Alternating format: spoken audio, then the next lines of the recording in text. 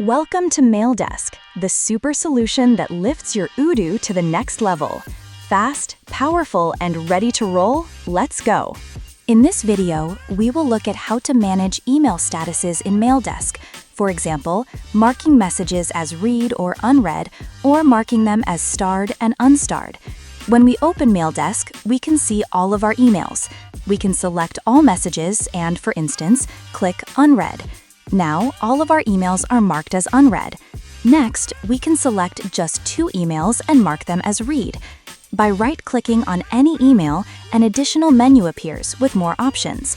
When a specific email is selected, action buttons also appear at the top. From there, we can mark a message as unread or mark it as starred. It is also possible to select multiple emails and mark them all as starred, or remove the star if needed. Additionally, we can use hotkeys to quickly select emails. For example, by holding Control and clicking with the mouse, we can select the messages we need. Activate the module and feel the difference. Less chaos, more results, and one screen instead of dozens of tabs.